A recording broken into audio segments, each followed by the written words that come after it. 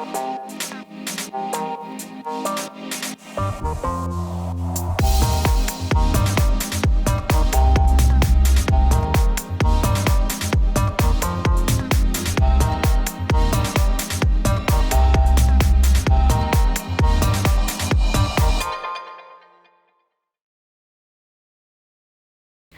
guys, and welcome back to my channel. As you can see, we're getting a little comfy today. We're switching it up a little bit. This week's video is going to be a bit of a doozy. It's going to be a long one. It's going to be a really fun one though, because it is an entire walkthrough of my wedding day from start to finish, everything. But if you have not seen last week's video, I highly recommend going ahead and watching that first, because it's going to give you a full walkthrough of my detail portion of every wedding day. I am only going to give you a really light overview of that in this video. So I highly recommend going ahead and watching that first so you can get a full walkthrough of just the detail portion. So we have a lot to talk about and I don't want to waste any more time. Let's go ahead and get started. We're going to start from the very beginning. So that's when I arrive, and I arrive an hour early. So that's an hour before my allotted time on my timeline.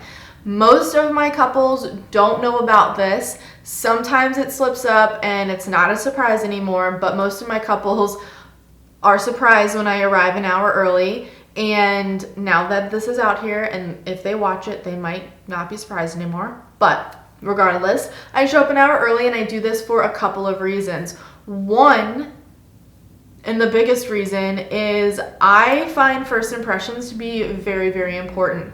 So if I run in there out of breath, frantic and spastic, I look like a spastic human being, and even though I actually am, I don't want my clients to think that, especially on the most stressful day of their life. So if I come an hour early, I'm not constantly watching the clock. If, mom wants to come talk to me, if the wedding planner needs to snag me, or if any of the bridesmaids want to talk to me, I'm not watching the clock run down and push over all the detail stuff that I have to do. I arrive that hour early and I introduce myself to everyone. I hug my bride, I gush with them about the day, I talk to them about everything, and then I introduce myself to all the bridesmaids, get to know each one, find their name, all that stuff, talk to the mom, talk to the mother-in-law, all of that. Super important to me. So, and if I am able to do that without bringing my stuff in, I will. Most venues don't allot for that, so I will have like my huge cart of things. I just find that to be overwhelming for some people when I arrive with everything that I own. So I try to leave that out if I can and make it a little less overwhelming.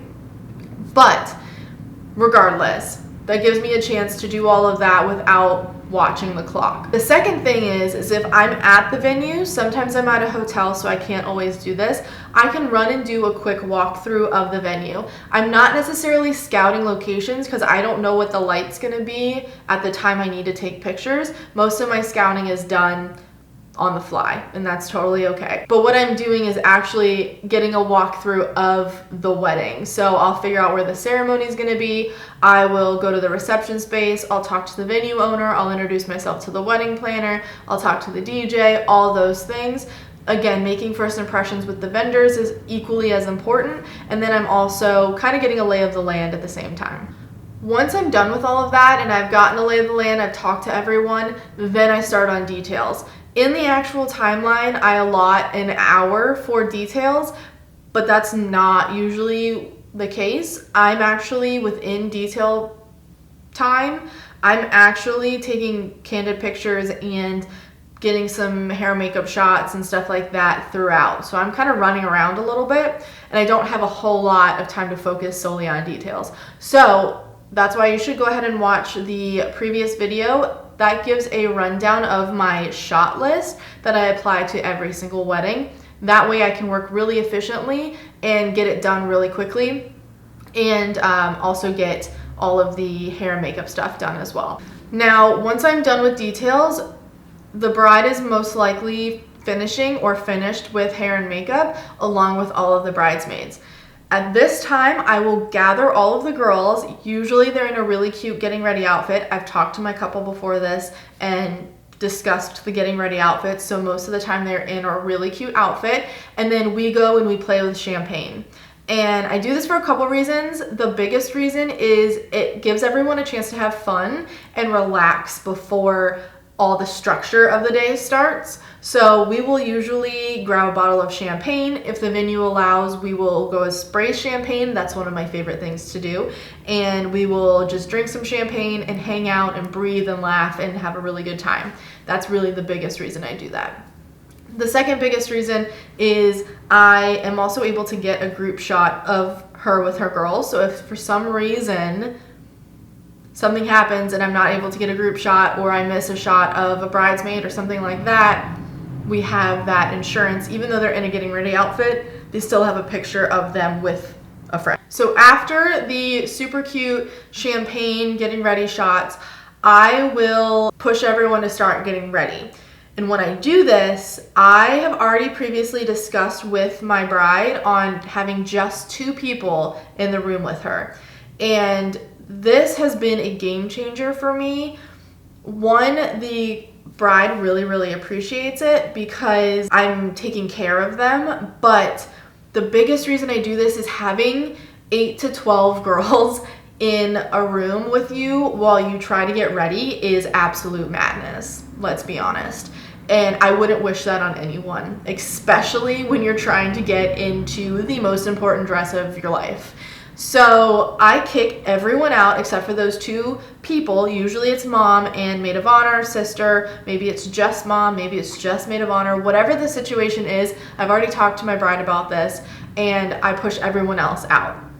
Now, obviously I know not every venue lets you do this, especially if you're at a hotel and they don't have extra hotel rooms. If that doesn't happen, you work with what you've got. Otherwise, this is what I do 99% of the time. When she's getting ready, I will move back and forth between letting mom do important things and letting the maid of honor or the sister, whoever, do important things, and kind of give each person a job so that they feel like they're doing something important for her, whether it's the buttons up the back or putting on the veil or putting on jewelry or what have you. I always make sure I let them feel like they're doing something of importance to help the bride. Once she is done getting all of the stuff that she needs help with on, like the veil and shoes and what have you, I kick both of them out. And I used to do this on accident because I was paying attention to my bride and I could feel her getting really anxious, because once you're in that dress, everything hits you and shit gets real at that point. So by kicking everyone out, I do this on purpose now. Before I just did it because I was like, girl needs a chance to breathe. By kicking everyone out, I'm gonna start taking bridal portraits is really like my excuse to do this. But in reality, I'm giving her a chance to be alone. And that's a moment to sit down in the dress, realize what's about to happen, focus on it, breathe for a minute, and then get ready. Like, shit's about to go down. At that point, I'm having her put maybe her earrings in, or just look at her bouquet, or play with her veil, or something like that, just to give her a chance to reflect a little bit. And I'm also snapping bridal portraits at the same time. So it's kind of a win-win situation. And then once that's done, if she has decided she wants to do a bridesmaid reveal, which 90% of my brides do, I will go ahead and set that up and we'll go through with the bridesmaid reveal. If not, I'll just invite everyone else in when she's ready and kind of snap some candids of that happening while it's happening. Now, while all of this is going on, probably up until the bridesmaid reveal, if we're doing one, my second photographer is with the groom. So she stays there all morning. She's hanging out with him, getting to know him, doing the exact same things that I did with the bride, hanging out with the guys, getting to know the guys, laughing, joking, carrying on, creating a relationship with them so that they're comfortable around her for the most part of the day. That way, that takes stress off of me of having to get to know another 8 to 12 people, so she can handle them, and then they're really comfortable with her for the rest of the day. And then she's also getting his details, him getting ready, him just posing and doing groom portraits and stuff like that. But really, it's just so that she can be with them and get those shots too. And that carries on to later in the day when I split us up for bridal party portraits. Now, we're gonna move into the first look, and I'm not one of those people that push a first look. I love them, don't get me wrong, I love them like everyone else loves them, and I try to discuss this with my couples, and I tell them the importance of it, how stress-free it is, how you get to do everything beforehand, how intimate it is, how you get to be alone and just hang out. I try to talk through this with all of them, and 90% of them do opt to do a first look, but the other 10% don't, and I don't get discouraged by it. It's not my wedding day. I'm just here to give my recommendations on what's gonna be the most beneficial and the most relaxing and stress-free way to go about things. But if they really, really don't want one, by all means, that's totally fine. We just have to restructure the day a little bit. And then they're fully aware that they're not going to cocktail hour. They're not gonna hang out with their friends during that time period. And they're really not gonna get to see their guests until they're dancing with them half drunk on the dance floor. So they're all fully aware of that. Again, 90% of my couples do opt for one, so we're going to discuss it as if they were doing one. Now, I don't usually have time to scout the first look location unless the bride is like very, very adamant on wanting to do it in a very specific location. Again, I let them know, just so you know, the lighting situation could differ from the time that you want to do it. It might not be the best situation, but we'll try and do it as best as possible. 99% of the time, I'm the one that gets to pick the location, and they don't care. So I usually pick that location on the fly, and I pick it based off of wanting to do portraits there. Because once the first look happens, that takes like 5 minutes, and then we're gonna roll right into portraits, and we're gonna try and do this as efficiently as possible. So if the bride wants to do a first look with her dad, I usually will do that where she's getting ready or somewhere close to that, so I don't have to hide her twice and have her move around a whole lot. It's easier if I just do it where she was. So we'll do first look with dad there, and then I will set up where I want the groom to be for the first look.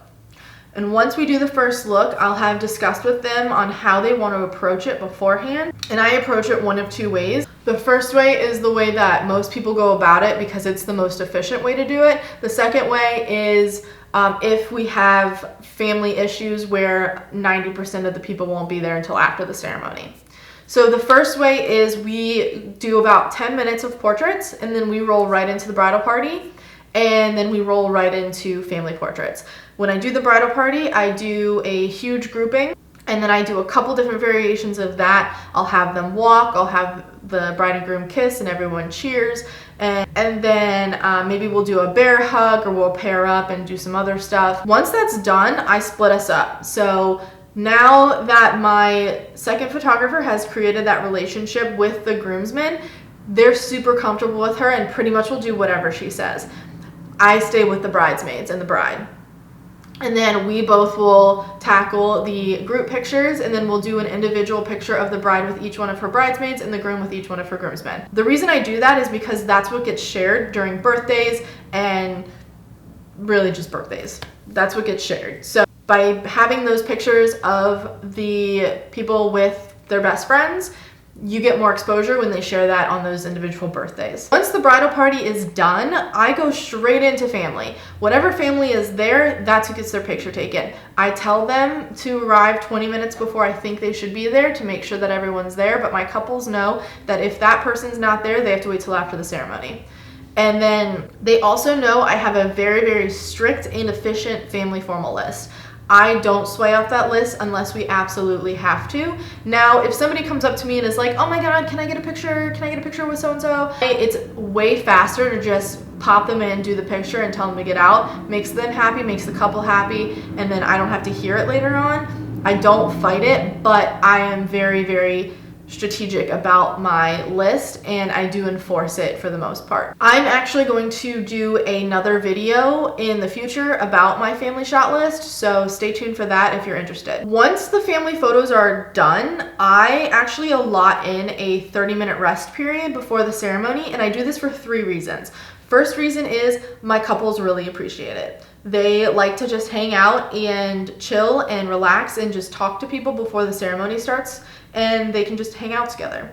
Second reason is it gives me a chance to go and photograph the ceremony space empty, and I can get vendor shots for that. And then the reason is it actually gives us a buffer time. So I don't necessarily need that 30 minutes, but if anything were to run over, we have a little bit of extra time to squeeze some stuff in if we have to. When the ceremony starts, I am up front in the opposite space of where the groom's gonna be, and I get all of the processional stuff, so everyone coming down the aisle, and then obviously the groom's reaction, parent reactions if I can. I'm mostly focused on the groom's reaction and the people coming down the aisle.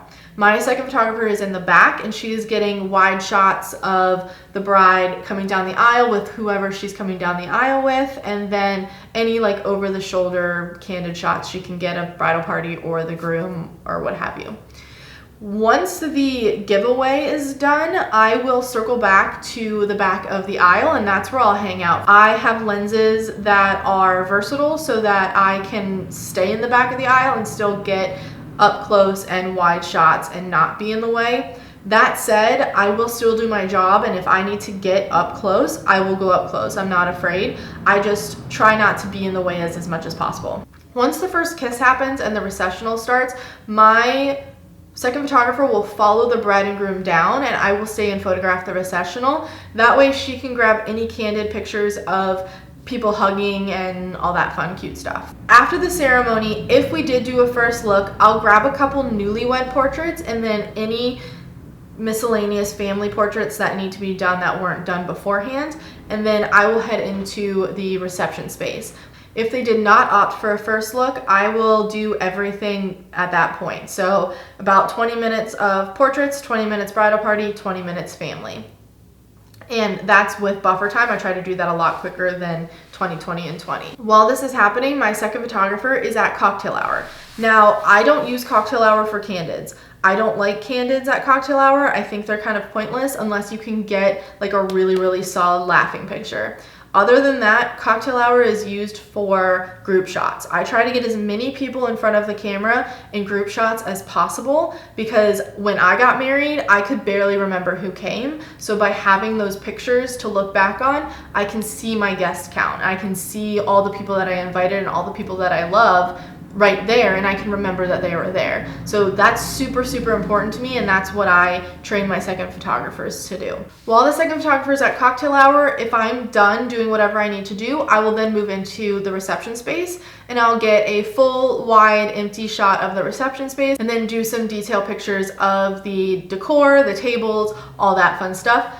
One, because my couples have paid a lot of money for those details. Two, because I don't even remember what my centerpieces look like. So having those pictures to look back on, I could see all the thought process that I put into those centerpieces. And then three, those are vendor pictures. So those are all the pictures that you'll be able to send to your vendors so that they can showcase your work to potential clients. So once I am done photographing the reception details, I will then set up for any of the beginning reception events. So that's usually the introductions, the first dance, the parent dances, welcome, and blessing. Now that's typical. Sometimes things are a little different, so I just kind of roll with it.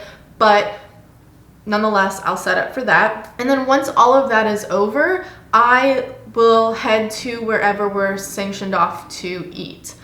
Now, I tell my clients that I'm not around for dinner. That's my breathing time, that's my break, if you will, but in reality, no one likes to have their pictures taken while they're shoveling food in their face. Like, that's just the honest truth. And my clients agree with me, and they're totally okay with that. Now, my second photographer only stays until dinner. I have them eat because they've been working for about 6 hours, and then they can head out. I personally don't have them stay for the remainder of the day because I find it unnecessary. The only reason they stay is to photograph more dancing photos, and I don't need a buttload of dancing photos to cull when I already take a buttload of dancing photos. So I'm just making more work for myself if they stay longer than dinner. I don't need their help to get those reception shots. If there is some reason that I have them stay, like they want to do full table shots and we go around to each table and take pictures, then by all means they will stay, but in reality they only stay for about 6 hours. So once they eat dinner, they go ahead and head out. While I'm eating, I'm actually preparing my same day slideshow, and I go about same day slideshows a little bit differently than most people. I don't do the whole, oh my god, come look at this laptop for 30 seconds while I stare at you and wait for a reaction. I don't do that. That makes my skin crawl. When the reception starts, like, my people want to party and I don't want to interrupt them when they want to party. So I don't really bring them out for sunset portraits. I know a lot of people are going to be like, what the hell? Why don't you take them out for sunset portraits? That's the most amazing time of the day. Yes, it is. But in reality, I've been with them for at least 6 hours at this point, and I've been taking their picture for 6 hours. Regardless of what it is, I'm in their face with the camera. So by the time that they're at either cocktail hour or a reception, they just want to chill and hang out with their friends. And I get that. So I'm not gonna, again, force them to go back outside to get more pictures unless they really, really, really want them. If they come to me and they're all game for going to get sunset portraits, then hell yeah, we're going to get sunset portraits. But I don't push it. I don't drag them out. I leave them alone once the reception starts. And really, if they're at cocktail hour, once the cocktail hour starts. So when I do the same day slideshow, I do it really subtly. I don't make a big deal about it. And it's actually been a game changer with my guests and future clients. And people really, really like it, even though I don't make a big show about it. So what I will usually do is I'll do the same day slideshow. I will set it up next to the bar because that's where most people cycle in and out of, and it's the most visible. You set it up at like the present table or the cake table or stuff like that. People have already seen the present table. They're not going back there. They will go back to the bar though. So I set it up at the bar, and in passing, I will tell either the bride or groom, hey, there's a surprise for you at the bar. Next time you're up there, make sure you look for it. And then they get really excited and they go find it, and I'm not hovering over them, making it super weird, being like, oh my god, did you like the pictures? Because why? Why? Go look at them, enjoy them, tell people about them. Usually the mother of the bride will come up and then be like, oh my god, and then run and get all her friends and show everyone. So it does its job for you without having to be weird about it. That's just my opinion. Do with it what you will. Now, when reception dancing starts, I am balls to the wall in that dance floor. Like, I freaking love reception photos. I love them. I'm in them to win them, and you can't tell me anything else. Now, I know there's a lot of people who an hour of dancing is fine for them. Sure, whatever. But I'm scheduled to be there for the amount of time that I'm scheduled to be there, so I'm going to be working my butt off the entire time, no matter how much it kills me and how much I have to edit later. Also, I love dancing photos, so there's that. I just got real sassy with you, and I don't know why. Regardless, I'm on a 35 millimeter. I am circling the dance floor. I'm in the middle of the people. Obviously, I know what songs are coming, so I know what to do when certain songs are coming, and I just have fun with it. And I'm in there dancing with them, and everyone seems to appreciate it. Granted, they are drunk and don't know any better, but still. And then once the night dies down after a couple hours, it's time to set up for the sparkler send-off. And then after that happens, it's time to pack up. And before I pack up my laptop, I will airdrop the same day slideshow pictures to myself, and then those images are what get texted to the bride and groom. And then they can share them, do whatever they want with them, and then in the morning I'll pop up something on Facebook about the day before. But if I send them the images that night, they have them, they're most likely to post them, they're most likely to make them their profile picture, and then they can share them and do the work for me, and then I don't have the responsibility of having to make that post that night. I can go home and go to bed. But they did get their images, so there's that.